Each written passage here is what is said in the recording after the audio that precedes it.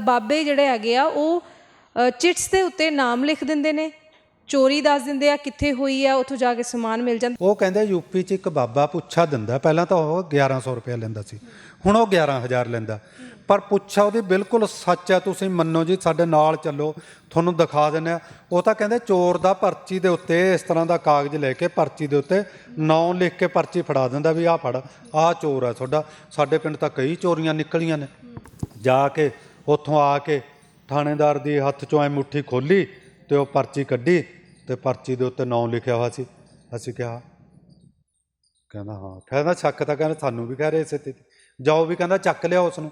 ਇੱਕ ਵਾਰੀ ਸਾਡੇ ਘਰ ਇੱਕ ਆਏ ਕਾਫੀ ਵੱਡੇ ਆਫਿਸਰ 'ਤੇ, ਉਹ ਆ ਕੇ ਉਹਨਾਂ ਨੇ ਦੱਸਿਆ ਅਸੀਂ ਨਾਭੇ ਰਹਿੰਦੇ ਹਾਂ, ਮੇਰਾ ਬੇਟਾ ਵੀ ਉਹ ਨਾ ਕਿਤੇ ਜੋਤਸ਼ੀ ਨੂੰ ਹੱਥ ਦਿਖਾ ਬੈਠਿਆ ਵੀ ਮੈਂ IAS ਕਲੀਅਰ ਹੋ ਜੂ ਮੇਰੀ। ਉਹ ਜੋਤਸ਼ੀ ਨੇ ਹੱਥ ਦੇਖ ਕੇ, ਹੁਣ ਜੋਤਸ਼ੀ ਨੂੰ ਇਹ ਸੀ ਵੀ ਦੋਨੇ ਕੋਲ ਪੈਸਾ ਵਾਹਵਾ, ਕੱਲਾ ਮੁੰਡਾ ਇਹਨਾਂ ਦਾ।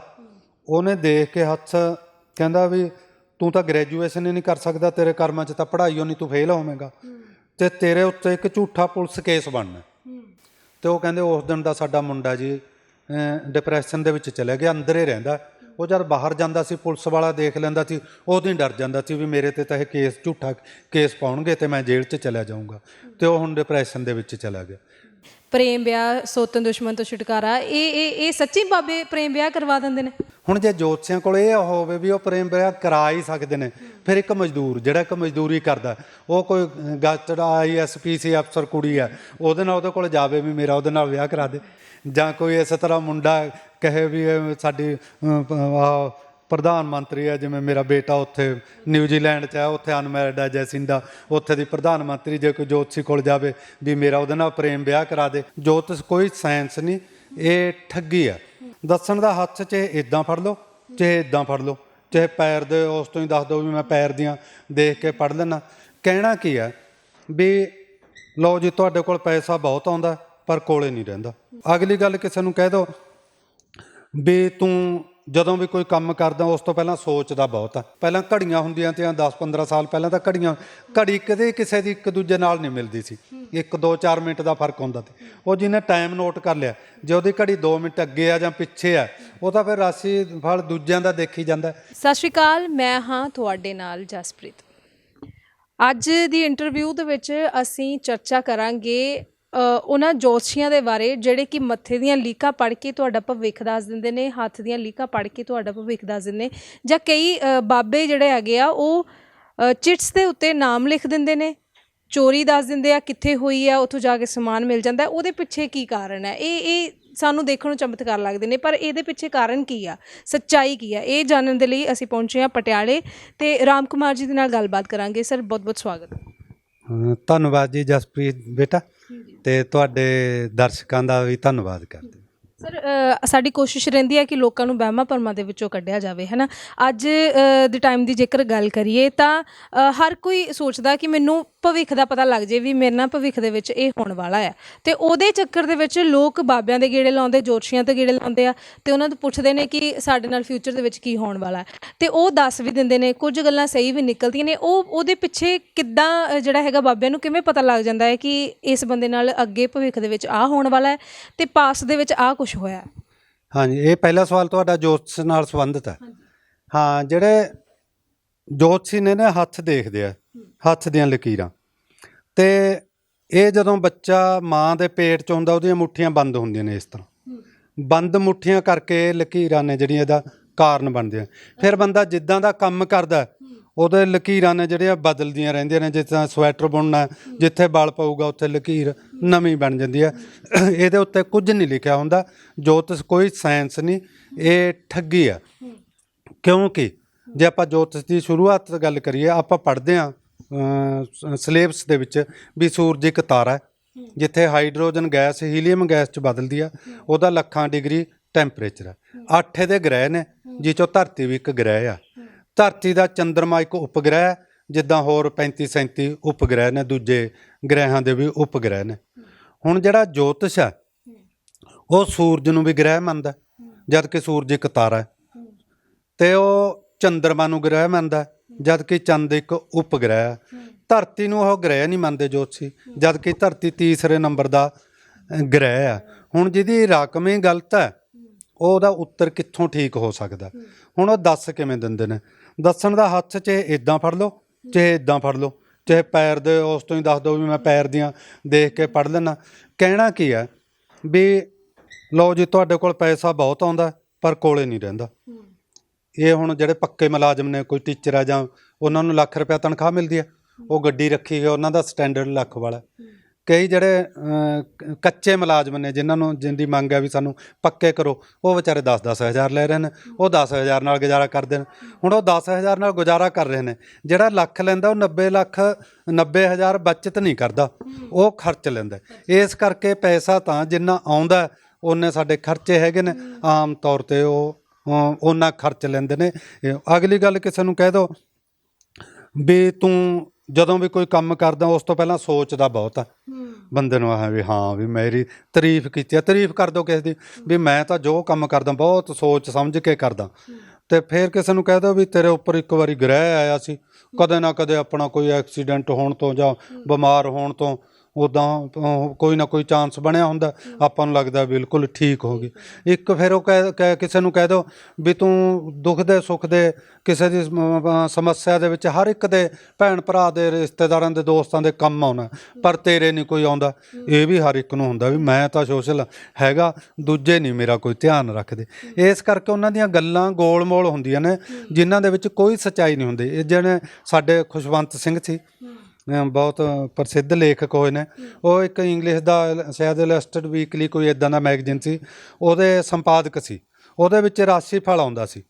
ਉਹ ਕੀ ਕਰਦੇ ਸੀ ਵੀ ਇੱਕ ਵਾਰੀ ਉਹਨਾਂ ਦਾ ਜੋਤਸ਼ੀ ਨਹੀਂ ਆਇਆ, ਉਹਨਾਂ ਨੇ ਪੁਰਾਣਾ ਮੈਗਜ਼ੀਨ ਚੱਕ ਕੇ ਉਹੀ ਉਹਦੇ ਵਿੱਚ ਛਾਪਤਾ ਅਤੇ ਉਹ ਕਈ ਸਾਲ ਚੱਲਦਾ ਰਿਹਾ।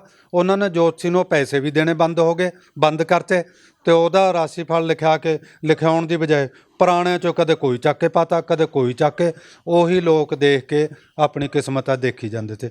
ਪਹਿਲੀ ਗੱਲ ਤਾਂ ਇਹ ਆ ਵੀ ਜਦੋਂ ਬੱਚੇ ਦਾ ਜਨਮ ਹੁੰਦਾ, ਜਨਮ ਦਾ ਸਮਾਂ ਜੇ ਨੋਟ ਕਰਨਾ, ਉਹ ਕਹਿੰਦੇ ਨੇ ਉਹ ਤਾਂ 1 ਸੈਕਿੰਡ ਨਾਲ ਫਰਕ ਪੈ ਜਾਂਦਾ। ਜਨਮ ਦਾ ਸਮਾਂ ਵੀ ਅਲੱਗ-ਅਲੱਗ ਹੈ, ਜਦੋਂ ਨਾੜੂਆ ਕੱਟਿਆ ਜਾਂਦਾ ਜਾਂ ਜਦੋਂ ਸਾਹ ਲੈਂਦਾ, ਪਹਿਲਾਂ ਸਾਹ ਲੈਂਦਾ, ਜਾਂ ਜਦ ਕੋਈ ਅੰਗ ਬਾਹਰ ਆਉਂਦਾ ਉਹਦਾ ਸਮੇਂ ਦਾ। ਬਾਕੀ ਇਹ ਵੀ ਹੁਣ ਤਾਂ ਚਲੋ ਫਿਰ ਵੀ ਇਹ ਮੋਬਾਈਲ 'ਤੇ ਟਾਈਮ ਸ਼ਾਇਦ ਇੱਕੋ ਹੋਵੇ, ਪਹਿਲਾਂ ਘੜੀਆਂ ਹੁੰਦੀਆਂ ਤੀਆਂ 10-15 ਸਾਲ ਪਹਿਲਾਂ ਤਾਂ ਘੜੀ ਕਦੇ ਕਿਸੇ ਦੀ ਇੱਕ ਦੂਜੇ ਨਾਲ ਨਹੀਂ ਮਿਲਦੀ ਸੀ, 1-2-4 ਮਿੰਟ ਦਾ ਫਰਕ ਹੁੰਦਾ ਸੀ। ਉਹ ਜਿਹਨੇ ਟਾਈਮ ਨੋਟ ਕਰ ਲਿਆ, ਜੇ ਉਹਦੀ ਘੜੀ 2 ਮਿੰਟ ਅੱਗੇ ਆ ਜਾਂ ਪਿੱਛੇ ਆ, ਉਹ ਤਾਂ ਫਿਰ ਰਾਸ਼ੀ ਫਲ ਦੂਜਿਆਂ ਦਾ ਦੇਖੀ ਜਾਂਦਾ। ਇਹਦੇ ਵਿੱਚ ਜਾਣੀ ਉਹ ਜਿਹੜਾ ਪੜ੍ਹ ਕੇ ਆਪਾਂ ਰਾਸ਼ੀ ਫਲ ਦੇਖਦੇ ਹਾਂ ਉਹਦੇ ਵਿੱਚ ਕੋਈ ਸੱਚਾਈ ਨਹੀਂ ਹੁੰਦੀ। ਦੇਖੋ ਰਾਸ਼ੀ ਹੈ ਜਿਹੜੀ ਰਾਮਚੰਦਰ ਦੀ ਵੀ ਉਹੀ ਆ ਅਤੇ ਰਾਵਣ ਦੀ ਵੀ ਉਹੀ ਆ, ਕ੍ਰਿਸ਼ਨ ਦੀ ਵੀ ਰਾਸ਼ੀ ਉਹੀ, ਕੰਸ ਦੀ ਵੀ ਉਹੀ, ਸੀਤਾ ਦੀ ਵੀ ਉਹੀ ਅਤੇ ਸਰੂਪਨਖਾ ਦੀ ਵੀ ਉਹੀ। ਆਪਣਾ ਉਹਦੇ ਵਿੱਚ ਮਹਾਭਾਰਤ ਦੇ ਵਿੱਚ ਦੁਰਯੋਧਨ ਦੀ ਵੀ ਉਹੀ ਅਤੇ ਦ੍ਰੋਪਦੀ ਦੀ ਵੀ ਉਹੀ। ਅਤੇ ਰਾਸ਼ੀ ਹੈ ਜਿਹੜੀ ਇਹਦੇ ਵਿੱਚ ਕੋਈ ਜਾਣੀ ਕੋਈ ਵਿਗਿਆਨ ਨਹੀਂ ਹੈ, ਕੁਝ ਨਹੀਂ ਦੱਸ ਸਕਦੇ। ਬਸ ਇਹਨਾਂ ਕੋਲ ਤਾਂ ਕੋਈ ਭਾਸ਼ਾ, ਬਸ ਗੋਲ ਮੋਲ ਭਾਸ਼ਾ, ਉਹ ਦੋਨੋਂ ਗੱਲਾਂ ਗੋਲ ਮੋਲ ਕਰ ਜਾਂਦੇ ਨੇ ਅਤੇ ਬੰਦਾ ਸੋਚਦਾ ਵੀ ਮੈਨੂੰ ਸੱਚ ਦੱਸਤਾ। ਇਹ ਜੋਤਿਸ਼ ਹੈ ਜਿਹੜਾ, ਇਹ ਪਖੰਡ ਹੈ, ਇਹ ਕੁਝ ਨਹੀਂ ਦੱਸਦੇ। ਜਾਣੀ ਇਹਦਾ ਦਾ ਨੁਕਸਾਨ ਇੰਨਾ ਕਰਦੇ ਨੇ। ਇੱਕ ਵਾਰੀ ਸਾਡੇ ਘਰ ਇੱਕ ਆਏ ਕਾਫੀ ਵੱਡੇ ਆਫਿਸਰ ਤੇ, ਉਹ ਆ ਕੇ ਉਹਨਾਂ ਨੇ ਦੱਸਿਆ ਵੀ ਉਹ ਚੰਡੀਗੜ੍ਹ ਐਜੂਕੇਸ਼ਨ ਡਿਪਾਰਟਮੈਂਟ ਦੇ ਵਿੱਚ ਡਾਇਰੈਕਟਰ ਨੇ, ਉਹਨਾਂ ਦੇ ਮਿਸਿਜ ਵੀ ਕਿਸੇ ਕਾਲਜ ਦੇ ਵਿੱਚ ਪ੍ਰਿੰਸੀਪਲ ਸੀ। ਉਹ ਕਹਿੰਦੇ ਵੀ ਮੈਂ ਤੁਹਾਡੇ ਨਾਲ 2 ਮਿੰਟ ਗੱਲ ਕਰਨੀ ਹੈ। ਮੈਂ ਕਿਹਾ ਆ ਜਾਓ, ਮੈਂ ਅੰਦਰ ਬੁਲਾ ਲਿਆ। ਉਹ ਕਹਿੰਦੇ ਅਸੀਂ ਨਾਭੇ ਰਹਿੰਦੇ ਹਾਂ, ਮੇਰਾ ਬੇਟਾ ਵੀ ਉਹ ਨਾ ਕਿਤੇ ਜੋਤਸ਼ੀ ਨੂੰ ਹੱਥ ਦਿਖਾ ਬੈਠਿਆ ਵੀ ਮੈਂ IAS ਕਲੀਅਰ ਹੋ ਜੂ ਮੇਰੀ। ਅਤੇ ਕਹਿੰਦੇ ਕਿਉਂਕਿ ਮੈਂ IAS ਬਣਨਾ ਚਾਹੁੰਦਾ ਸੀ, ਘਰੇਲੂ ਹਾਲਾਤ ਇਹੋ ਜਿਹੇ ਹੋਏ ਵੀ ਮੈਨੂੰ ਕਾਲਜ 'ਚ ਪ੍ਰੋਫੈਸਰ ਲੱਗਣਾ ਪਿਆ। ਉਹਦੀ ਇੱਛਾ ਸੀ ਵੀ ਮੈਂ ਆਪਣਾ ਸੁਪਨਾ ਇਹ ਪੂਰਾ ਕਰ ਸਕੂੰਗਾ, ਕਿਤੇ ਮੇਰੇ ਵਾਰੀ ਤਾਂ ਨਹੀਂ ਕੋਈ ਇਸ ਤਰ੍ਹਾਂ ਦੀ ਅੜਚਣ ਪੈਦਾ ਹੋ ਜੂ। ਉਹ ਜੋਤਸ਼ੀ ਨੇ ਹੱਥ ਦੇਖ ਕੇ, ਹੁਣ ਜੋਤਸ਼ੀ ਨੂੰ ਇਹ ਸੀ ਵੀ ਦੋਨੇ ਕੋਲ ਪੈਸਾ ਵਾਹਵਾ, ਇਕੱਲਾ ਮੁੰਡਾ ਇਹਨਾਂ ਦਾ, ਉਹਨੇ ਦੇਖ ਕੇ ਹੱਥ ਕਹਿੰਦਾ ਵੀ ਤੂੰ ਤਾਂ ਗ੍ਰੈਜੂਏਸ਼ਨ ਹੀ ਨਹੀਂ ਕਰ ਸਕਦਾ, ਤੇਰੇ ਕਰਮਾਂ 'ਚ ਤਾਂ ਪੜ੍ਹਾਈ ਨਹੀਂ, ਤੂੰ ਫੇਲ ਹੋਵੇਂਗਾ ਅਤੇ ਤੇਰੇ ਉੱਤੇ ਇੱਕ ਝੂਠਾ ਪੁਲਿਸ ਕੇਸ ਬਣਨਾ। ਅਤੇ ਉਹ ਕਹਿੰਦੇ ਉਸ ਦਿਨ ਦਾ ਸਾਡਾ ਮੁੰਡਾ ਜੀ ਡਿਪਰੈਸ਼ਨ ਦੇ ਵਿੱਚ ਚਲਿਆ ਗਿਆ, ਅੰਦਰ ਹੀ ਰਹਿੰਦਾ। ਉਹ ਜਦ ਬਾਹਰ ਜਾਂਦਾ ਸੀ ਪੁਲਿਸ ਵਾਲਾ ਦੇਖ ਲੈਂਦਾ ਸੀ, ਉਦੋਂ ਹੀ ਡਰ ਜਾਂਦਾ ਸੀ ਵੀ ਮੇਰੇ 'ਤੇ ਤਾਂ ਇਹ ਕੇਸ ਝੂਠਾ ਕੇਸ ਪਾਉਣਗੇ ਅਤੇ ਮੈਂ ਜੇਲ੍ਹ 'ਚ ਚਲਿਆ ਜਾਊਂਗਾ। ਅਤੇ ਉਹ ਹੁਣ ਡਿਪਰੈਸ਼ਨ ਦੇ ਵਿੱਚ ਚਲਾ ਗਿਆ।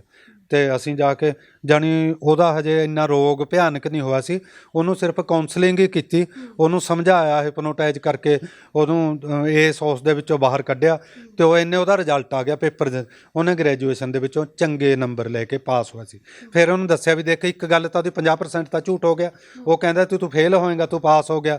ਫਿਰ ਹੌਸਲਾ ਦਿੱਤਾ, ਉਹਨੇ ਤਿਆਰੀ ਕੀਤੀ ਤੇ ਫਿਰ ਉਹਦਾ ਮੇਰਾ ਹਾਲੇ ਇੰਡੀਆ ਦੇ ਵਿੱਚੋਂ ਸ਼ਾਇਦ 20ਵਾਂ 30ਵਾਂ ਰੈਂਕ ਸੀ।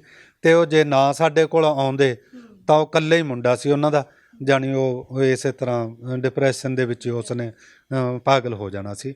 ਇੱਦਾਂ ਦਾ ਨੁਕਸਾਨ ਕਰ ਦਿੰਦੇ। ਉਹਦਾ ਮਤਲਬ ਤੇ ਵੀ ਮੈਂ ਪੈਸੇ ਕਮਾਵਾਂ, ਇਹਨਾਂ ਕੋਲ ਇਹ ਕੁਝ ਨਹੀਂ ਦੱਸ ਸਕਦੇ। ਇੱਕ ਹੋਰ ਇੱਥੇ ਪਟਿਆਲੇ ਦੀ ਐਗਜ਼ਾਮਪਲ, ਇੱਕ ਜੋਤਸ਼ੀ ਨੇ, ਕਾਫੀ ਪੁਰਾਣੀ ਗੱਲ ਹੈ, 30 ਕੁ ਸਾਲ ਪੁਰਾਣੀ, ਇਸ਼ਤਿਹਾਰ ਆਇਆ ਅਖਬਾਰ ਦੇ ਵਿੱਚ, ਇਹ ਸਮੱਸਿਆ ਜਿਹਨੂੰ ਕੋਈ ਹੈ ਉਹਦਾ ਹੱਲ ਗਰੰਟੀ ਨਾਲ, ਫੀਸ ਦੇ ਕੇ ਵੀ ਘਰ ਵੀ ਬੁਲਾ ਸਕਦੇ ਹੋ ਤੁਸੀਂ। 100 ਰੁਪਇਆ ਉਸ ਟਾਈਮ, 100 ਰੁਪਇਆ ਬਹੁਤ ਜ਼ਿਆਦਾ ਹੁੰਦਾ ਸੀ। ਸਾਡੇ ਇੱਥੇ ਸਟੇਟ ਕਾਲਜ ਦੇ ਵਿੱਚ ਇੱਕ ਪ੍ਰੋਫੈਸਰ ਤੇ ਸੇਖੋ ਸਾਹਿਬ, ਸਾਰਿਆਂ ਨੇ ਉਹਨਾਂ ਨੇ ਸਲਾਹ ਬਣਾਈ ਵੀ ਇਹ ਜੋਤਸ਼ੀ ਦਾ ਪਰਦਾਫਾਸ਼ ਕਰਨਾ। ਉਹਨਾਂ ਦੀ ਡਿਊਟੀ ਲਾਈ ਵੀ ਪ੍ਰੋਫੈਸਰ ਸਾਹਿਬ ਤੁਸੀਂ ਉਹਨਾਂ ਨੂੰ ਜਾ ਕੇ ਲੈ ਕੇ ਆਓ। ਉਹਨਾਂ ਦੇ ਘਰ ਚਲੇ ਗਏ। ਉਹ ਕਹਿੰਦੇ ਜੀ ਮੇਰੇ 5 ਕੁੜੀਆਂ ਪਹਿਲਾਂ ਸੀ, ਹੁਣ 6ਵੀਂ ਕੁੜੀ ਹੋ ਗਈ ਹੈ, ਵੀ ਮੈਂ ਬੜਾ ਇਲਾਜ ਕਰਾ, ਹਰ ਵਾਰੀ ਮੈਂ ਕੋਈ ਤਾਂਤਰਿਕ ਬਾਬਾ ਨਹੀਂ ਛੱਡਿਆ, ਇਸ ਵਾਰੀ ਮੈਨੂੰ ਪੱਕੀ ਆਸ ਤੀ, ਫੇਰ ਕੁੜੀ ਹੋ ਗਈ। ਉਹ ਕਹਿੰਦੇ ਵੀ ਤੂੰ ਘਰ ਵਾਲੀ ਨੂੰ ਲੈ ਕੇ ਆਉਣਾ ਸੀ ਨਾਲ। ਉਹ ਕਹਿੰਦਾ ਉਹ ਤਾਂ ਡਿਪਰੈਸ਼ਨ 'ਚ ਤਾਂ ਮੰਜੇ 'ਤੇ ਪਈ ਹੈ ਜੀ, ਉੱਠਦੀ ਉਹ ਨਹੀਂ ਹੈਗੀ। ਇਹੋ ਜਿਹਾ ਉਸਨੂੰ ਉਸ ਦਾ ਸਦਮਾ ਪਹੁੰਚਿਆ ਵੀ ਮੈਂ ਤੁਹਾਨੂੰ ਫੀਸ ਦੇਵਾਂਗਾ, 100 ਰੁਪਇਆ ਤੁਹਾਡੀ ਫੀਸ ਹੈ, ਬਾਕੀ ਤੁਹਾਡਾ ਸਾਰਾ ਖਰਚਾ ਦੇਵਾਂਗੇ, ਤੁਸੀਂ ਮੇਰੇ ਘਰ ਆ ਜਾਓ। ਉਹ ਕਹਿੰਦੇ ਕੀ ਕੰਮ ਕਰਦੇ ਹੋ? ਉਹ ਕਹਿੰਦਾ ਮੈਂ ਗਿਆਨੀ ਮਾਸਟਰ ਲੱਗਿਆ ਹੋਇਆ। ਪੰਜਾਬੀ ਮਾਸਟਰ ਨੂੰ ਅੱਗੇ ਗਿਆਨੀ ਮਾਸਟਰ ਕਹਿੰਦੇ ਹੁੰਦੇ ਸੀ। ਉਹ ਕਹਿੰਦੇ ਮੈਨੂੰ ਐਡਰੈਸ ਦੇ ਦਿਓ, ਮੈਂ ਕੱਲ੍ਹ ਤੁਹਾਡੇ ਉੱਤੇ ਪਹੁੰਚ ਜਾਊਂਗਾ। ਜੋਤਸ਼ੀ ਖੁਸ਼ ਹੋ ਗਿਆ ਵੀ ਇੰਨੇ ਫੀਸ ਦੇਣਗੇ ਤਾਂ ਪੈਸੇ ਦੇਣਗੇ। ਉਹ ਕਹਿੰਦੇ ਵੀ ਮੈਂ ਸੋਚਿਆ ਜਦ ਆ ਕੇ ਘਰ ਪੁੱਛੂਗਾ ਵੀ ਇੱਥੇ ਮਾਸਟਰ ਜੀ ਦਾ ਘਰ ਕਿਹੜਾ, ਲੋਕਾਂ ਨੇ ਕਹਿਣਾ ਮਾਸਟਰ ਤਾਂ ਨਹੀਂ ਕੋਈ, ਇਹ ਪ੍ਰੋਫੈਸਰ ਦਾ ਤੇ ਇਹਦਾ ਪਤਾ ਲੱਗ ਜੂਗਾ ਇਸ ਨੂੰ। ਉਹ ਕਹਿੰਦੇ ਜੀ ਤੁਸੀਂ ਕਿੱਥੇ ਘੁੰਮਦੇ ਫਿਰੋਗੇ, ਵੀ ਮੈਂ ਤੁਹਾਨੂੰ ਸਕੂਟਰ 'ਤੇ ਲੈ ਕੇ ਜਾਊਂ ਜਾਂ ਤੁਸੀਂ ਮੇਰਾ ਐਡਾ ਵੱਡਾ ਕੰਮ ਕਰੋਗੇ, ਮਸਲਾ ਹੱਲ ਕੋਈ ਮੇਰੇ ਵਾਸਤੇ ਕੀ ਬੜੀ ਚੀਜ਼ ਹੈ, ਮੈਂ ਤੁਹਾਨੂੰ ਲੈ ਕੇ ਜਾਊਂਗਾ, ਛੱਡ ਕੇ ਜਾਊਂਗਾ। ਉਹਨਾਂ ਨੂੰ ਘਰ ਲਿਜਾਣ ਦਾ ਪ੍ਰੋਗਰਾਮ ਬਣ ਗਿਆ। ਫਿਰ ਇੱਕ ਇਕਬਾਲ ਗੱਜਣ ਜਿਨ੍ਹਾਂ ਨੇ ਪਗੜੀ ਸੰਭਾਲ ਜੱਟਾ ਫਿਲਮ 'ਚ ਵਿੱਚ ਹੀ ਰੋਲ ਕੀਤਾ ਸੀ, ਬਣਾਈ ਸੀ, ਉਹਨਾਂ ਦਾ ਵਿਆਹ ਨਹੀਂ ਹੋਇਆ ਸੀ, 30 ਕੁ ਸਾਲ ਦੀ ਉਹਨਾਂ ਦੀ ਉਮਰ ਸੀ। ਇੱਕ ਸਾਡੇ ਮੈਂਬਰ ਨੇ ਬੰਗ ਸਾਹਿਬ, ਉਹਨਾਂ ਦੇ 2 ਕੁੜੀਆਂ ਨੇ। ਅਤੇ ਇੱਦਾਂ ਕਰਕੇ ਉਹਨਾਂ ਨੂੰ ਘਰੇ ਜਦੋਂ ਉਹ ਆ ਗਏ ਅਤੇ ਚਾਹ ਦਿੱਤੀ ਵੀ ਉਹ ਪ੍ਰੋਫੈਸਰ ਸਾਹਿਬ ਸੱਚ ਉਹ ਆਪਣੇ ਇੱਕ ਮੈਂਬਰ ਨੂੰ ਕਹਿਣ ਲੱਗੇ, ਸਾਡੇ ਨੂੰ, ਉਹਨਾਂ ਦੇ ਮਿਸਿਜ ਨੂੰ, ਵੀ ਭੈਣ ਜੀ ਇੱਕ ਅੱਧਾ ਕੁ ਘੰਟਾ ਮੇਰੇ ਘਰ ਵਾਲੀ ਦਾ ਰੋਲ ਕਰਨਾ, ਤੁਸੀਂ ਮੰਜੇ 'ਤੇ ਪੈਣਾ ਅਤੇ ਸਾਡਾ ਮਸਲਾ ਹੱਲ ਹੋ ਜਾਊਗਾ। ਉਹਨੇ ਵਿਚਾਰੀ ਨੇ ਹਾਂ ਕਰਤੀ। ਉਸ ਨੂੰ ਉਹਦੇ ਘਰ ਵਾਲੀ ਨੂੰ ਬੈੱਡ 'ਤੇ ਪਾ ਤਾ ਅਤੇ ਜਦੋਂ ਉਹ ਆ ਗਿਆ ਜੋਤਸ਼ੀ ਨੂੰ ਲੈ ਕੇ ਆਏ, ਉਹਨਾਂ ਨੇ ਚਾਹ ਬਣਾ ਕੇ ਦਿੱਤੀ। ਇਹ ਕਹਿੰਦਾ ਵੀ ਕੌਣ ਹੈ? ਉਹ ਕਹਿੰਦਾ ਮੇਰੀ ਮਿਸਿਜ ਦੀ ਭੈਣ ਹੈ, ਇਹ ਤੋਂ ਤਾਂ ਹੁਣ ਕੰਮ ਕੁਮ ਹੁੰਦਾ ਨਹੀਂ, ਇਹ ਆਈ ਹੋਈ ਹੈ ਆਪਣਾ ਇਹਦੀ ਮਦਦ ਕਰਨ ਵਾਸਤੇ, ਚਲੋ 2-4 ਮਹੀਨੇ ਸਾਡੀ ਉਹ ਕਰ ਜੂਗੀ, ਮਦਦ ਕਰ ਜੂਗੀ। ਇਹਦਾ ਵੀ ਬੜਾ ਨੁਕਸਾਨ ਹੋ ਗਿਆ, 2-3 ਬੱਚੇ ਇਹਨਾਂ ਦੇ ਖਰਾਬ ਹੋ ਗਏ। ਉਹ ਦੇਖ ਕੇ ਉਹਨਾਂ ਦਾ ਹੱਥ ਦੱਸਿਆ ਵੀ ਉਹਦਾ ਵੀ ਮੈਂ ਇਲਾਜ ਕਰ ਦੂੰਗਾ, ਦੇਖ ਕੇ ਇਹਨਾਂ ਦਾ ਹੱਲ ਕਰ ਦੂੰਗਾ। ਉਹ ਫਿਰ ਇਕਬਾਲ ਗੱਜਣ ਨੇ ਦਿਖਾਇਆ, ਕਹਿੰਦਾ ਮੇਰੇ ਘਰ ਵਾਲੀ ਜਿਹੜਾ ਵਿਆਹਿਆ ਹੋਇਆ ਨਹੀਂ ਸੀ ਵੀ ਬਹੁਤ ਲੜਾਕੀ ਆ, ਮੇਰੇ ਨਾਲ ਤੰਗ ਕਰਦੀ ਹੈ, ਮੈਂ ਤਾਂ ਵਿਆਹ ਕਰਾ ਕੇ ਬਹੁਤ ਤੰਗ ਆ ਉਸ ਦਾ, ਅਤੇ ਮੈਨੂੰ ਤਾਂ ਸੂਲੀ 'ਤੇ ਟੰਗ ਰੱਖਿਆ। ਉਹਨੂੰ ਦੱਸਿਆ, ਉਹ ਦੇਖ ਕੇ ਵੀ ਤੇਰੇ 'ਤੇ ਆਹ ਗ੍ਰਹਿ ਨੇ, ਆਹ ਦੂਰ ਕਰ ਦਾਂਗੇ, ਅਤੇ ਉਹਦਾ ਵੀ ਇਲਾਜ ਕਰਤਾ। ਬੰਗ ਸਾਹਿਬ ਕਹਿਣ ਲੱਗੇ ਵੀ ਮੇਰੇ ਮੁੰਡੇ ਪੜ੍ਹਦੇ ਨਹੀਂ ਹੈਗੇ, ਪੜ੍ਹਨ 'ਚ ਬਿਲਕੁਲ ਦਿਲਚਸਪੀ ਨਹੀਂ ਲੈਂਦੇ, ਨਲਾਇਕ ਨੇ। ਅਤੇ ਉਹਨਾਂ ਨੂੰ ਵੀ ਦੱਸਿਆ ਵੀ ਉਹਨਾਂ ਦੇ ਉੱਤੇ ਆਹ ਗ੍ਰਹਿ ਹੈ, ਅਤੇ ਇਸ ਤਰ੍ਹਾਂ ਉਹਨਾਂ ਦੇ ਅਸਲ 'ਚ ਮੁੰਡੇ ਹੀ ਨਹੀਂ ਸੀ।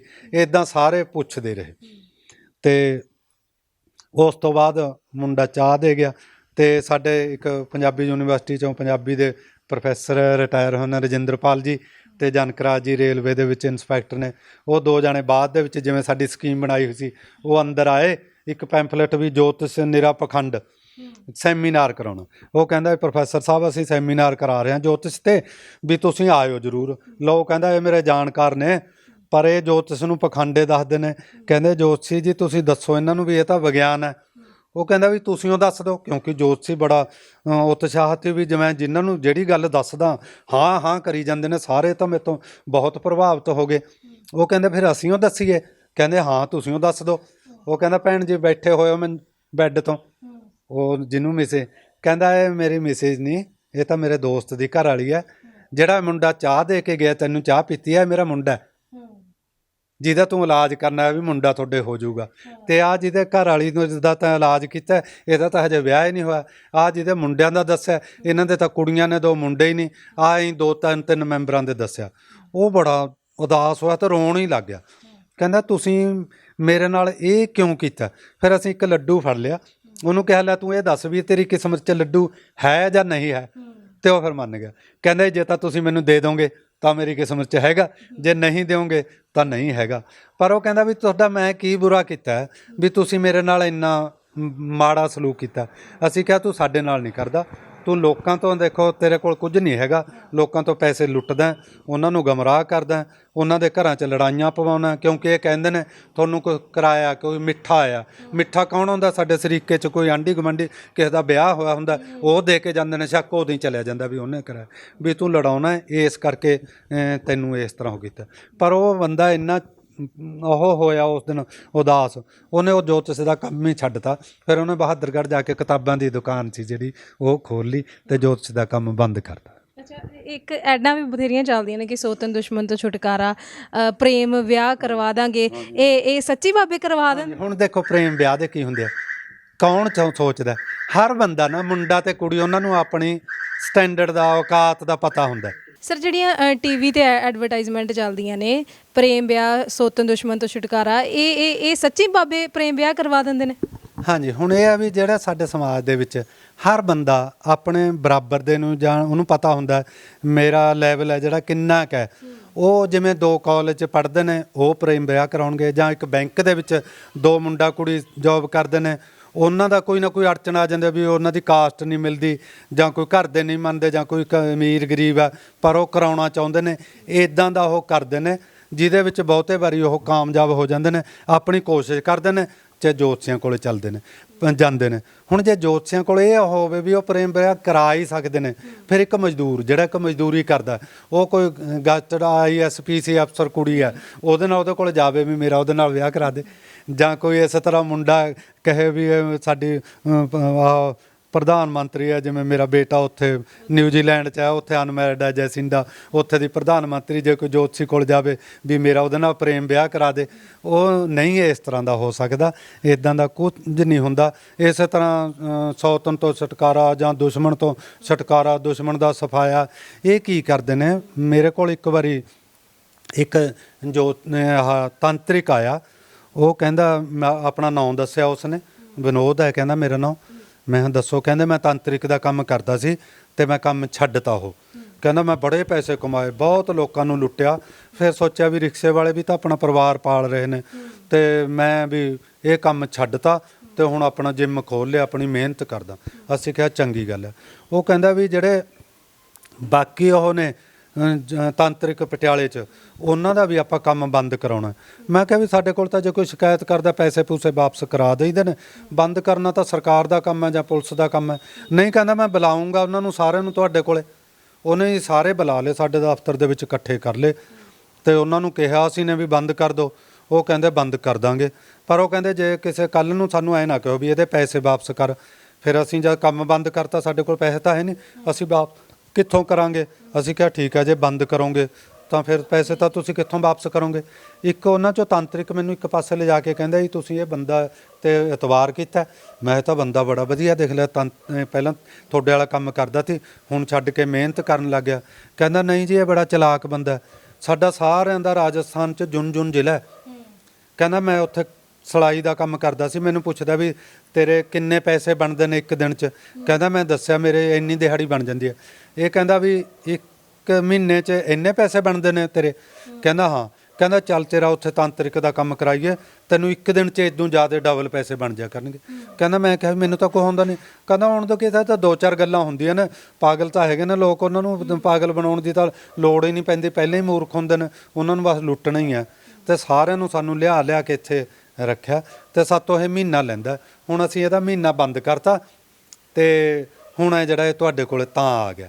ਜਾਣੀ ਉਹਨਾਂ ਕੋਲ ਕੁਝ ਨਹੀਂ ਹੁੰਦਾ। ਫਿਰ ਉਹ ਜਿਹੜਾ ਤਾਂਤਰਿਕ ਸੀ, ਉਹਦਾ ਜਿਹੜਾ ਨੌਕਰ ਸੀ, ਉਹ ਸਾਡੇ ਕੋਲ ਆ ਗਿਆ। ਉਹ ਕਹਿੰਦਾ ਵੀ ਮੈਨੂੰ ਕੋਈ ਨੌਕਰੀ ਦੇ ਦਿਓ ਜੀ। ਉਹ ਤਾਂ ਕੰਮ ਤਾਂ ਬੰਦ ਹੋ ਗਿਆ। ਅਸੀਂ ਕਿਹਾ ਸਾਡੇ ਕੋਲ ਕੋਈ ਰੁਜ਼ਗਾਰ ਤਾਂ ਹੈ ਨਹੀਂ, ਇਹੋ ਜਿਹਾ ਸਾਧਨ ਤਾਂ ਹੈ ਨਹੀਂ। ਅਸੀਂ ਉਸ ਨੂੰ ਪੁੱਛਣ ਲੱਗ ਗਏ ਵੀ ਜਿਵੇਂ ਦੁਸ਼ਮਣ ਦਾ ਸਫਾਇਆ ਕਰਦੇ ਨੇ, ਇਹ ਜੇ ਕੋਈ ਆ ਜਾਂਦਾ ਫਿਰ ਇਹ ਕਿਵੇਂ ਕਰਦੇ ਸੀ ਤੁਸੀਂ? ਉਹ ਕਹਿੰਦਾ ਦੇਖੋ ਜੀ, ਜਦੋਂ ਕੋਈ ਆ ਗਿਆ ਉਹ ਕਹਿੰਦਾ ਵੀ ਮੇਰਾ ਇੱਕ ਦੁਸ਼ਮਣ ਹੈ, ਉਹ ਮਰਵਾਉਣਾ, ਉਹ ਕਹਿੰਦਾ ਮਾਰ ਦਾਂਗੇ, ਗੱਲ ਹੀ ਕੋਈ ਨਹੀਂ, 1 ਲੱਖ ਰੁਪਈਆ ਲੱਗੂ। ਬੰਦਾ ਖੁਸ਼ ਹੋ ਜਾਂਦਾ ਸੀ ਵੀ ਹਾਂ 1 ਲੱਖ ਰੁਪਏ 'ਚ ਬੰਦਾ ਮਾਰ ਦੂਗਾ। 1 ਲੱਖ 2 ਲੱਖ ਤਾਂ ਉਦੋਂ ਹੀ ਖਰਚ ਹੋ ਜਾਂਦਾ ਵਕੀਲਾਂ ਤੇ, ਉਸ ਤੇ ਕਿੰਨਾ, ਉਸ ਤਾਂ ਫਿਰ ਵੀ ਸਜ਼ਾ ਹੋਣ ਦਾ ਡਰ ਹੈ। ਤੇ ਉਹ ਕਹਿੰਦੇ ਨੇ 1 ਲੱਖ ਵੀ ਬੰਦਾ ਤਾਂ ਇਦੋਂ ਵੱਧ ਦੇਣ ਨੂੰ ਤਿਆਰ ਹੈ, ਵੀ ਆਹ ਲੱਖ ਰੁਪਈਆ ਤੁਹਾਨੂੰ ਦੇ ਦਾਂਗੇ, ਉਹ ਬੰਦੇ ਦਾ ਖਾਤਮਾ ਕਰ ਦਿਓ। ਕਹਿੰਦਾ ਉਦੋਂ ਬਾਅਦ ਅਸੀਂ ਕੀ ਕਰਦੇ ਸੀ ਵੀ ਦੇਖ, ਜੇ ਉਹ ਬੰਦਾ ਮਾਰਤਾ, ਕੱਲ੍ਹ ਨੂੰ ਹੋ ਸਕਦਾ ਤੁਹਾਡੀ ਸੁਲ੍ਹਾ ਹੋ ਜੇ, ਤੁਸੀਂ ਤਾਂ ਕਹਿ ਦੋਗੇ ਇਹਨੇ ਮਾਰਿਆ, ਮੇਰੇ ਤੇ ਕਤਲ ਕੇਸ ਪੈ ਜਾਊਗਾ, ਵੀ ਤੂੰ ਲਿਖ ਕੇ ਦੇ ਦੇ ਵੀ ਤੂੰ, ਤੇਰੇ ਕਹੇ ਤੋਂ ਮੈਂ ਇਹ ਕੀਤਾ। ਅਸੀਂ ਕਹਿੰਦਾ ਲਿਖ ਲੈਂਦੇ ਸੀ ਵੀ ਮੈਂ 1 ਲੱਖ ਰੁਪਈਆ ਇਸ ਨੂੰ ਦੇ ਰਿਹਾ ਉਹ ਬੰਦਾ ਮਰਵਾਉਣ ਲਈ। ਉਹ ਲਿਖਾ ਕੇ ਉਹਦੇ ਸਾਈਨ ਕਰਾ ਕੇ ਐਫੀਡੈਵਿਟ ਬਣਾ ਕੇ ਰੱਖ ਲੈਂਦੇ ਤੇ ਉਹ ਤੋਂ ਪੈਸੇ ਲੈ ਲੈਂਦੇ। ਜੇ ਸਾਡੇ ਕੋਲ ਆਉਂਦਾ ਗੇੜੇ ਗੂੜੇ ਮਾਰਦਾ, ਅਸੀਂ ਜਾਂ ਤਾਂ ਹੋਰ ਪੈਸੇ ਮੰਗੀ ਜਾਂਦੇ ਹਾਂ, ਇੱਕ ਹੋਰ ਵੱਡੀ ਅੜਚਣ ਹੈ, ਇਹਨ ਪੈਸੇ ਦੇਈ ਜਾਂਦਾ, ਅਖੀਰ 'ਚ ਬੰਦਾ ਹਟ ਜਾਂਦਾ।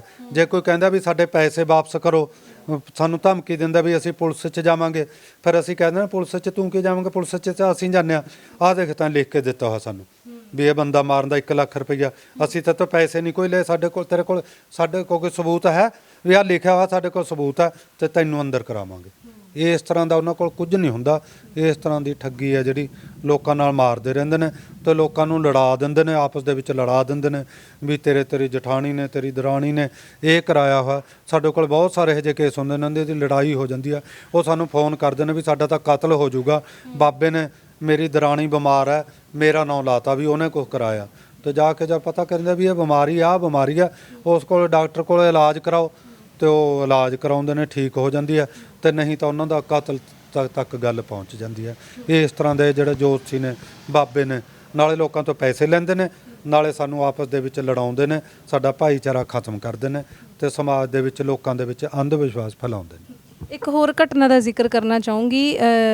MP ਦੇ ਵਿੱਚ ਇੱਕ ਬਾਬਾ ਦੱਸ ਦਿੰਦਾ ਸੀਗਾ ਨਾਮ ਲਿਖ ਕੇ ਕਿ ਇੱਥੇ ਚੋਰੀ ਹੋਈ ਹੈ ਤੁਹਾਡੇ, ਅਤੇ ਉੱਥੋਂ ਜਾ ਕੇ ਉਹਨਾਂ ਨੂੰ ਜਿਨ੍ਹਾਂ ਦੇ ਵੀ ਚੋਰੀ ਹੁੰਦੀ ਉਹ ਸਮਾਨ ਮਿਲ ਜਾਂਦਾ ਸੀ। ਉਹ ਕੀ ਘਟਨਾ ਸੀ? ਹਾਂ, ਇਸ ਤਰ੍ਹਾਂ ਦੇ ਬਹੁਤ ਸਾਰੇ ਉਹ ਨੇ ਜਗ੍ਹਾ ਜਗ੍ਹਾ। ਇੱਕ ਇਸੇ ਤਰ੍ਹਾਂ ਦਾ ਮਿਲਦਾ ਜੁਲਦਾ ਮੇਰੀ ਟਕੜੱਬੇ ਪੋਸਟਿੰਗ ਸੀ ਪਟਿਆਲਾ ਸਮਾਣਾ ਰੋਡ 'ਤੇ ਪਸ਼ੂ ਡਿਸਪੈਂਸਰੀ 'ਚ। ਉਹ 5 ਪਿੰਡ ਮੈਨੂੰ ਪੈਂਦੇ ਸੀ। ਇੱਕ ਪਿੰਡ ਹੈ ਉੱਥੇ ਪਹਾੜਪੁਰ ਸਾਡੇ ਪਿੰਡ ਕੋਲ। ਉਹ ਕਹਿੰਦੇ ਯੂਪੀ 'ਚ ਇੱਕ ਬਾਬਾ ਪੁੱਛਾ ਦਿੰਦਾ, ਪਹਿਲਾਂ ਤਾਂ ਉਹ 1100 ਰੁਪਇਆ ਲੈਂਦਾ ਸੀ, ਹੁਣ ਉਹ 11,000 ਲੈਂਦਾ। ਪਰ ਪੁੱਛਾ ਉਹਦੀ ਬਿਲਕੁਲ ਸੱਚ ਹੈ, ਤੁਸੀਂ ਮੰਨੋ ਜੀ, ਸਾਡੇ ਨਾਲ ਚੱਲੋ, ਤੁਹਾਨੂੰ ਦਿਖਾ ਦਿੰਦੇ ਹਾਂ। ਉਹ ਤਾਂ ਕਹਿੰਦੇ ਚੋਰ ਦਾ ਪਰਚੀ ਦੇ ਉੱਤੇ ਇਸ ਤਰ੍ਹਾਂ ਦਾ ਕਾਗਜ਼ ਲੈ ਕੇ ਪਰਚੀ ਦੇ ਉੱਤੇ ਨਾਂ ਲਿਖ ਕੇ ਪਰਚੀ ਫੜਾ ਦਿੰਦਾ ਵੀ ਆਹ ਫੜ, ਆਹ ਚੋਰ ਹੈ ਤੁਹਾਡਾ। ਸਾਡੇ ਪਿੰਡ ਤਾਂ ਕਈ ਚੋਰੀਆਂ ਨਿਕਲੀਆਂ ਨੇ। ਅਤੇ ਚਲੋ ਸਾਡੇ ਕੋਲ ਇੱਕ ਭਾਸੋਂ ਇੱਥੇ ਨਨਿਓਲੇ ਕੋਲੇ ਦਾ ਕੇਸ ਸੀ, ਸਾਡੇ ਇੱਕ ਮੈਂਬਰ 'ਤੇ, ਉਹ ਉਹਨਾਂ ਦੇ ਨਾਲ ਚਲੇ ਗਏ। ਉੱਥੇ ਜਾ ਕੇ ਉਹ ਬਾਬੇ ਦਾ ਪਤਾ ਲੱਗਿਆ ਵੀ ਇਹ ਕੀ ਹੇਰਾ ਫੇਰੀ ਕਰਦਾ, ਅਤੇ ਅਸੀਂ ਜਾ ਕੇ ਥਾਣੇ ਚਲੇ ਗਏ। SHO ਸਾਹਿਬ ਨੂੰ, ਉਹਨਾਂ ਨੂੰ ਕਿਹਾ ਥਾਣੇ ਦੇ ਵਿੱਚ ਵੀ ਇੱਕ ਕੰਪਲੇਂਟ FIR ਦਰਜ ਕਰਾਉਣੀ ਉਹ ਬਾਬੇ ਦੇ ਖਿਲਾਫ। ਉਹ ਪੁੱਛਾ ਦਿੰਦਾ ਅਤੇ ਗਲਤ ਪੁੱਛਾ ਦਿੰਦਾ ਅਤੇ ਲੋਕਾਂ ਨੂੰ ਲੜਾਈ ਕਰਾਈ ਜਾਂਦਾ, ਅਤੇ ਪਹਿਲਾਂ 1000 ਰੁਪਏ ਲੈਂਦਾ ਅਤੇ ਹੁਣ 11,000, ਅਤੇ ਆਪਣੀ ਪ੍ਰੋਪਰਟੀ ਵਧਾਈ ਜਾਂਦਾ, ਦਿਨ 'ਚ ਲੱਖਾਂ ਰੁਪਏ ਕਮਾ ਰਿਹਾ, ਲੋਕਾਂ ਤੋਂ ਲੁੱਟ ਰਿਹਾ। ਉਹ ਥਾਣੇਦਾਰ ਕਹਿੰਦਾ ਵੀ ਪਰ ਇੱਕ ਗੱਲ ਹੈ, ਉਹਦੀ ਪੁੱਛਾ ਤਾਂ ਸੱਚੀ ਹੁੰਦੀ ਹੈ। ਅਸੀਂ ਕਿਹਾ ਪੁੱਛਾ ਤਾਂ ਸਭ ਦੀ ਸੱਚੀ ਹੁੰਦੀ ਆ, ਪੁੱਛਾ ਤਾਂ ਸਾਡੀ ਵੀ ਸੱਚੀ ਹੁੰਦੀ ਆ, ਅਸੀਂ ਪੁੱਛਾ ਦੇ ਦਿੰਦੇ ਹਾਂ, ਸਾਡੀ ਵੀ ਸੱਚੀ ਹੋਊਗੀ। ਉਹ ਕਹਿੰਦੇ ਨਾਲੇ ਤੁਸੀਂ ਤਰਕਸ਼ੀਲ ਹੋ, ਤੁਸੀਂ ਪੁੱਛਾ ਵੀ ਦੇ ਦਿੰਦੇ ਹੋ। ਅਸੀਂ ਕਿਹਾ ਹਾਂ, ਤੁਸੀਂ ਦੱਸ ਦਿਓ ਜੇ ਚੋਰੀ ਹੋਈ ਹੈ, ਹੁਣ ਪੁੱਛਾ ਦੇ ਦਿੰਦੇ, ਚੋਰ ਦੱਸ ਦਿੰਦੇ। ਉਹ ਸੋਚ ਕੇ ਕਹਿੰਦਾ ਹਾਂ, ਇੱਕ ਚੀਨੀ ਦਾ ਟਰੱਕ ਚੋਰੀ ਹੋਇਆ। ਅਸੀਂ ਨੇ ਪਰਚੀ ਲਈ, ਪਰਚੀ ਦੇ ਉੱਤੇ ਨਾਂ ਲਿਖਿਆ, ਅਤੇ ਨਾਂ ਲਿਖ ਕੇ ਪਰਚੀ ਇਕੱਠੀ ਕਰੀ, ਅਤੇ ਉਹ ਥਾਣੇਦਾਰ ਦੀ ਮੁੱਠੀ ਦੇ ਵਿੱਚ ਇਸ ਤਰ੍ਹਾਂ ਪਰਚੀ ਹੈ ਜਿਹੜੀ ਉਹ ਫੜਾਤੀ ਇਸ ਤਰ੍ਹਾਂ। ਅਤੇ ਅਸੀਂ ਕਿਹਾ ਵੀ ਉਰੇ ਸ਼ਹਿਰ 'ਚ ਵੱਡੇ ਵੱਡੇ ਚੋਰ, ਉਹਨਾਂ ਦੇ ਕੋਈ ਨਾਂ? ਕਹਿੰਦਾ ਜੀ ਤੁਸੀਂ ਤਾਂ ਮੈਥੋਂ ਪੁੱਛ ਰਹੇ ਹੋ। ਅਸੀਂ ਕਿਹਾ ਜਿਹੜਾ ਚੋਰ ਦਾ ਨਾਂ ਤਾਂ ਲਿਖ ਕੇ ਤੁਹਾਡੀ ਮੁੱਠੀ 'ਚ ਬੰਦ ਕਰਿਆ, ਉਹ ਤਾਂ ਲਿਖ ਕੇ ਦੇ ਰੱਖਿਆ। ਉਹ ਥਾਣੇਦਾਰ ਸਮਝ ਗਿਆ, ਹਾਂ। ਉਹਨੇ 4-5 ਨਾਂ ਦੱਸੇ। ਅਸੀਂ ਕਿਹਾ ਵਾਸ਼ਰੂਮ ਕਿੱਧਰ ਹੈ? ਉਹਨੇ ਦੱਸਿਆ ਪਿੱਛੇ। ਅਸੀਂ ਪਿੱਛੇ ਗਏ, ਜਾ ਕੇ ਉੱਥੋਂ ਆ ਕੇ ਥਾਣੇਦਾਰ ਦੀ ਹੱਥ 'ਚੋਂ ਐ ਮੁੱਠੀ ਖੋਲ੍ਹੀ ਅਤੇ ਉਹ ਪਰਚੀ ਕੱਢੀ, ਅਤੇ ਪਰਚੀ ਦੇ ਉੱਤੇ ਨਾਂ ਲਿਖਿਆ ਹੋਇਆ ਸੀ। ਅਸੀਂ ਕਿਹਾ, ਕਹਿੰਦਾ ਹਾਂ। ਕਹਿੰਦਾ ਸ਼ੱਕ ਤਾਂ ਕਹਿੰਦਾ ਸਾਨੂੰ ਵੀ ਕਹਿ ਰਹੇ ਇਸੇ 'ਤੇ ਜਾਓ, ਵੀ ਕਹਿੰਦਾ ਚੱਕ ਲਿਆਓ ਉਸ ਨੂੰ। ਅਸੀਂ ਕਿਹਾ ਨਾ, ਚੱਕ ਕੇ ਨਾ ਲਿਆਓ, ਉਹ ਚੋਰ ਹੋ ਵੀ ਸਕਦਾ, ਨਹੀਂ ਵੀ, ਦੋਨੋਂ ਗੱਲਾਂ ਹੋ ਸਕਦੀਆਂ ਨੇ, 50-50% ਚਾਂਸ ਨੇ। ਉਹ ਕਹਿੰਦਾ ਉਹ ਕਿਵੇਂ? ਅਸੀਂ ਕਿਹਾ ਜਿਵੇਂ ਬਾਬਾ ਇਹ ਕਰਦਾ। ਬਾਬਾ ਕੀ ਕਰਦਾ ਹੈ, ਸਾਡੇ ਜਿਵੇਂ ਪੰਜਾਬ 'ਚੋਂ ਜਾਂਦੇ ਨੇ, ਇਕੱਲਾ ਜਾਣਾ ਤਾਂ ਐਡੀ ਦੂਰ ਜਾਂਦਾ ਨਹੀਂ, 2-3 ਜਾਣੇ ਜਾਂਦੇ ਨੇ। ਇੱਕ ਜਾਣੇ ਨੂੰ ਤਾਂ ਛੋਟੇ ਜਿਹੇ ਉਹਨੇ ਗੱਦੀ ਬਣਾਈ ਹੋਈ ਆ, ਉੱਥੇ ਬਿਠਾ ਲੈਂਦਾ ਜਿਹਦੀ ਚੋਰੀ ਹੁੰਦੀ ਆ, ਦੂਜਿਆਂ ਨੂੰ ਬਾਹਰ ਬਿਠਾ ਲੈਂਦਾ। ਅੰਦਰ ਜਾ ਕੇ ਉਹਦੇ ਪਰਚੀ ਲਿਖ ਕੇ ਹੱਥ 'ਚ ਦੇ ਆਉਂਦਾ, ਬਾਹਰ ਫਿਰ ਉਹ ਪੁੱਛਣ ਲੱਗ ਜਾਂਦਾ ਵੀ ਤੁਹਾਡੇ ਪਿੰਡ ਚੋਰ ਕੌਣ ਕੌਣ ਚੋਰੀ ਕਰਦੇ ਨੇ, ਨਸ਼ੇ ਸਮੈਕ ਕੌਣ ਪੀਂਦਾ, ਜਾਂ ਪਹਿਲਾਂ ਕੋਈ ਚੋਰੀ ਫੜੀ ਗਈ ਆ, ਉਹ ਦੱਸ ਦਿੰਦੇ ਨੇ। ਅੰਦਰ ਆ ਕੇ ਜਦ ਪਰਚੀ ਖੋਲ੍ਹਦਾ ਉਹ ਨਾਂ ਲਿਖਿਆ ਹੁੰਦਾ, ਅਤੇ ਇਹ ਹੋਰ ਜਿਹੜਾ ਕਈ ਵਾਰੀ ਸੱਚ ਹੋ ਜਾਂਦਾ। ਹੁਣ ਕਹਿੰਦਾ ਅਸੀਂ ਕਿਹਾ ਵੀ ਜਿਹੜੀ ਪਰਚੀ ਤੁਹਾਨੂੰ ਦਿੱਤੀ ਸੀ ਉਹ ਤਾਂ ਸੀ ਖਾਲੀ, ਫਿਰ ਅਸੀਂ ਵਾਸ਼ਰੂਮ ਨਹੀਂ ਜਾਣਾ ਸੀ, ਅਸੀਂ ਤੁਹਾਤੋਂ ਨਾਂ ਪੁੱਛੇ, ਤੁਸੀਂ ਸਭ ਤੋਂ ਪਹਿਲਾਂ ਇਹ ਨਾਂ ਲਿਆ, ਅਸੀਂ ਸਮਝਿਆ ਵੀ ਇਸ ਏਰੀਏ 'ਚ ਤੁਹਾਨੂੰ ਪਤਾ ਹੁੰਦਾ ਵੀ ਚੋਰ ਕੌਣ ਹੈ, ਸਮੈਕੀਆ ਕੌਣ ਹੈ, ਅਤੇ ਤੁਸੀਂ ਉਹ ਚੋਰ ਦਾ ਨਾਂ ਲਿਆ। ਅਸੀਂ ਪਿੱਛੇ ਜਾ ਕੇ ਉਹ ਪਰਚੀ ਦੇ ਉੱਤੇ ਚੋਰ ਦਾ ਨਾਂ ਲਿਖ ਲਿਆ, ਅਤੇ ਉਹ ਪਰਚੀ ਇਕੱਠੀ ਕਰਕੇ ਇੱਥੇ ਐਂ ਫੜੀ ਹੋਈ ਸੀ ਸਾਡੀ। ਜਦੋਂ ਤੁਹਾਡੀ ਮੁੱਠੀ ਖੋਲ੍ਹੀ ਉਹ ਪਰਚੀ ਅਸੀਂ ਇੱਥੇ ਲੁਕੋ ਲਈ, ਜਿਹੜੀ ਸਾਡੀ ਪਰਚੀ ਉੱਧਰੋਂ ਲਿਖ ਕੇ ਲਿਆਏ ਤੇ ਉਹ ਅਸੀਂ ਪਰਚੀ ਤੁਹਾਨੂੰ ਦਿਖਾਤੀ। ਅਤੇ ਉਹੀ ਕੰਮ ਬਾਬਾ ਕਰਦਾ। ਪਿੰਡਾਂ 'ਚ ਪਤਾ ਹੁੰਦਾ ਇਹ ਚੋਰੀ ਕਰਦਾ, ਕਈ ਵਾਰੀ ਦੱਸ ਦਿੰਦੇ ਨੇ ਵੀ ਭਾਈ ਤੇਰਾ ਨਾਂ ਲਿਆ, ਜੇ ਉਹਦੇ ਕੋਲ ਹੁੰਦੀ ਆ ਉਹ ਦੱਸ ਦਿੰਦਾ। ਅੱਧੀਆਂ ਕੁ ਚੋਰੀਆਂ ਇੱਦਾਂ ਨਿਕਲ ਆਉਂਦੀਆਂ ਨੇ, ਪਰ ਉਹਨਾਂ ਕੋਲ ਕੋਈ ਕਰਾਮਾਤ ਨਹੀਂ ਹੈਗੀ। ਤੁਸੀਂ ਕਿਸੇ ਬਾਬੇ ਕੋਲ ਪੁੱਛਾ ਦੇਣ ਵਾਲੇ ਕੋਲ ਚਲੇ ਜਾਓ, ਉਹਦੀ ਕੋਈ ਚੀਜ਼ ਚੋਰੀ ਚੱਕ ਲਿਆਓ, ਉਹਦਾ ਕੋਈ ਸਕੂਟਰ ਜਾਂ ਗੱਡੀ ਜੇ ਤੁਸੀਂ ਕਰ ਸਕਦੇ ਹੋ, ਜਾਂ ਹੋਰ ਨਹੀਂ ਕਰ ਸਕਦੇ, ਉੱਥੇ ਪੁੱਛਾ ਦਿੰਦੇ ਆ। ਅੰਦਰ ਬਾਹਰਾਂ ਦੇ ਜੁੱਤੀਆਂ ਪਈਆਂ ਹੁੰਦੀਆਂ ਨੇ, ਜਿੱਥੇ ਬਾਬੇ ਦੀ ਜੁੱਤੀ ਪਈ ਹੁੰਦੀ ਆ ਉਹ ਬਾਬੇ ਦੀ ਜੁੱਤੀ ਪਾ ਕੇ ਬਾਹਰ ਆ ਜਾਵੇ, ਕੋਈ ਬੰਦਾ ਚੱਕ ਲਿਆਵੇ ਅਤੇ ਉਹ ਬਾਬੇ ਨੂੰ ਨਹੀਂ ਪਤਾ ਲੱਗਦਾ ਵੀ ਮੇਰੀ ਕੌਣ ਜੁੱਤੀ ਲੈ ਗਿਆ। ਚੋਰੀਆਂ ਉਹਨਾਂ ਦੇ ਵੀ ਹੋ ਜਾਂਦੀਆਂ ਨੇ ਅਤੇ ਉਹਨਾਂ ਨੂੰ ਵੀ ਨਹੀਂ ਪਤਾ ਲੱਗਦਾ। ਇਸ ਤਰ੍ਹਾਂ ਦਾ ਕੁਝ ਨਹੀਂ ਦੱਸ ਸਕਦੇ। ਅਸਲ ਦੇ ਵਿੱਚ ਅਸੀਂ ਜਦੋਂ ਪੁੱਛਣ ਜਾਂਦੇ ਹਾਂ ਨਾ, ਅਸੀਂ ਇਹੋ ਜਿਹੇ ਸਵਾਲ ਪੁੱਛਦੇ ਹਾਂ ਜਿਨ੍ਹਾਂ ਦਾ ਉੱਤਰ ਦੋ ਹਾਂ ਜਾਂ ਨਾ 'ਚ ਹੁੰਦਾ, ਵੀ ਮੈਂ ਪੜ੍ਹਦਾ, ਮੈਂ ਪੇਪਰ ਦਿੱਤਾ, ਮੈਂ ਵੀ ਪਾਸ ਹੋ ਜਾਊਂਗਾ। ਜਿੱਦਾਂ ਹੁਣ ਮੈਂ ਰਿਟਾਇਰ ਹੋਣ ਤੋਂ ਬਾਅਦ 60 ਸਾਲ ਦੀ ਉਮਰ 'ਚ ਜਰਨਲਿਜ਼ਮ ਕੀਤੀ ਆ, ਮੈਂ ਕਿਸੇ ਜੋਤਸ਼ੀ ਤੋਂ ਪੁੱਛੂੰ ਵੀ ਹੁਣ ਪਹਿਲਾਂ ਜਿੰਨਾ ਮੇਰੇ ਤੋਂ ਤੇਜ਼ ਲਿਖਿਆ ਵੀ ਨਹੀਂ, ਮੈਂ ਪਾਸ ਹੋ ਜਾਊਂ, ਉਹ ਹਾਂ ਜਾਂ ਨਾ ਦੱਸ ਦੂਗਾ। ਜਾਣੀ ਜਿਹਦਾ ਜਵਾਬ ਦੋ ਨੇ ਉਹ ਕਈ ਵਾਰੀ ਠੀਕ ਹੋ ਜਾਂਦਾ, ਤੁੱਕਾ ਲੱਗ ਜਾਂਦਾ 50%। ਤੁਸੀਂ ਉਹਨਾਂ ਤੋਂ, ਅਸੀਂ ਤਾਂ ਸਮਰਪਿਤ ਹੋ ਕੇ ਜਾਂਦੇ ਉਹਨਾਂ ਕੋਲ। ਤੁਸੀਂ ਪਹਿਲਾਂ ਉਹਨਾਂ ਤੋਂ ਪੁੱਛੋ। ਜਿੱਦਾਂ ਹੁਣ ਮੇਰਾ ਮੁੰਡੇ ਨੇ ਡਿਗਰੀ ਕੀਤੀ ਹੋਈ ਆ, ਮੈਂ ਪੁੱਛਾਂ ਵੀ ਉਹਨੂੰ ਜੋਬ ਮਿਲ ਜੂ, ਪਹਿਲਾਂ ਮੈਂ ਉਹਨੂੰ ਪੁੱਛਾਂ ਵੀ ਮੇਰਾ ਮੁੰਡਾ ਪੜ੍ਹ ਰਿਹਾ ਹੈ ਕਿ ਉਹ ਪਾਸ ਹੋ ਜਾਊਗਾ, ਡਿਗਰੀ ਕਰ ਲੂਗਾ। ਜੇ ਤਾਂ ਬਾਬਾ ਦੱਸ ਦੂਗਾ ਵੀ ਉਹਦੀ ਤਾਂ ਡਿਗਰੀ ਕੀਤੀ ਹੋਈ ਹੈ, ਫਿਰ ਤਾਂ ਅਗਲਾ ਸਵਾਲ ਪੁੱਛੋ। ਇਸੇ ਤਰ੍ਹਾਂ ਜੇ ਤੁਹਾਡਾ ਮੁੰਡਾ ਬਿਮਾਰ ਹੈ, ਪਹਿਲਾਂ ਉਹਨੂੰ ਪੁੱਛੋ ਵੀ ਮੇਰਾ ਵਿਆਹ ਹੋ ਜਾਊਗਾ, ਕਦੋਂ ਹੋਊਗਾ। ਜੇ ਉਹ ਕਹੂ ਤੂੰ ਤਾਂ ਵਿਆਹਿਆ ਹਾਂ, ਤੇਰਾ ਤਾਂ ਮੁੰਡਾ ਬਿਮਾਰ ਹੈ, ਪੁੱਛਣ ਤਾਂ ਤੂੰ ਹੈ, ਫਿਰ ਅਗਲਾ ਸਵਾਲ ਪੁੱਛੋ। ਇਸ ਤਰ੍ਹਾਂ ਕੋਈ ਬਾਬਾ ਨਹੀਂ ਦੱਸ ਸਕਦਾ। ਜਦੋਂ ਜਾਂ ਉਹਨਾਂ ਤੋਂ ਵੱਧ, ਜਿਵੇਂ ਤੁਸੀਂ ਆਪਣਾ ਮੋਬਾਈਲ ਨੰਬਰ ਪੁੱਛੋ, ਤੁਸੀਂ ਆਪਣਾ ਬੈਂਕ ਅਕਾਊਂਟ ਨੰਬਰ ਪੁੱਛੋ, ਜਿਹੜਾ 6-7 ਅੱਖਰਾਂ ਦਾ, ਉਹਦੇ ਵਿੱਚੋਂ ਬਾਬਾ ਨਹੀਂ ਦੱਸ ਸਕਦਾ। ਉਹ 100% ਆ ਵੀ ਗਲਤ ਹੋਊਗਾ। ਜੋਤਸ਼ੀ ਨੇ ਜਿਹੜੇ, ਉਹਨਾਂ ਨੂੰ ਅਸੀਂ, ਸਾਡਾ ਚੈਲੰਜ ਹੈ ਵੀ ਅਸੀਂ 10 ਹੱਥ ਰੇਖਾ ਚਿੱਤਰ ਦੇ ਦਿੰਦੇ ਹਾਂ, ਫੋਟੋਆਂ ਖਿੱਚ ਕੇ ਹੱਥ ਦੀਆਂ। ਤੁਸੀਂ ਉਹਦੀਆਂ ਲਕੀਰਾਂ ਦੇਖ ਕੇ ਸਿਰਫ ਇਹ ਦੱਸਣਾ ਵੀ ਇਹ ਮਰਦ ਹੈ ਕਿ ਔਰਤ ਹੈ, ਇਹ ਵਿਆਹਿਆ ਹੋਇਆ ਕਿ ਕੁਆਰਾ ਹੈ, ਇਹ ਨੌਕਰੀ ਕਰਦਾ ਕਿ ਮਜ਼ਦੂਰੀ ਕਰਦਾ ਕਿ ਬਿਜ਼ਨਸ। ਇਹ 2-3 ਸਵਾਲਾਂ ਦੇ ਜੇ ਤੁਸੀਂ ਜਵਾਬ ਦਿੰਦੇ ਹੋ 20% ਤੁਹਾਨੂੰ ਮਾਫੀ ਹੈ, 80% ਜੇ ਤੁਹਾਡਾ ਠੀਕ ਹੋਇਆ ਅਸੀਂ ਤੁਹਾਨੂੰ 5 ਲੱਖ ਰੁਪਇਆ ਇਨਾਮ ਦੇਵਾਂਗੇ। ਪਰ ਕੋਈ ਜੋਤਸ਼ੀ ਸਾਡਾ ਜਿਹੜਾ ਚੈਲੰਜ ਹੈ ਉਹਨੂੰ ਸਵੀਕਾਰ ਨਹੀਂ ਕਰਦਾ। ਬਹੁਤ ਬਹੁਤ ਸ਼ੁਕਰੀਆ ਗੱਲਬਾਤ ਕਰਨ ਦੇ ਲਈ। ਸੋ ਜੀ, ਮਕਸਦ ਸਿਰਫ ਇਹ ਹੈ ਕਿ ਇਹ ਜਿਹੜੇ ਜੋਤਸ਼ੀਆਂ ਦੇ ਕੋਲ ਜਾ ਕੇ ਅਸੀਂ ਆਪਣਾ ਭਵਿੱਖ ਜਾਣਨ ਦੀ ਕੋਸ਼ਿਸ਼ ਕਰਦੇ ਹਾਂ ਅਤੇ ਮੋਟੇ ਪੈਸੇ ਦਿੰਦੇ ਹਾਂ, ਤਾਂ ਉਸ ਠੱਗੀ ਠੋਰੀ ਤੋਂ ਤੁਹਾਨੂੰ ਬਚਾਇਆ ਜਾ ਸਕੇ। ਵੀਡੀਓ ਚੰਗੀ ਲੱਗੀ ਤਾਂ ਸ਼ੇਅਰ ਜ਼ਰੂਰ ਕਰ ਦੇਣਾ। ਮੈਨੂੰ ਦਿਓ ਇਜਾਜ਼ਤ। ਸਤਿ ਸ਼੍ਰੀ ਅਕਾਲ।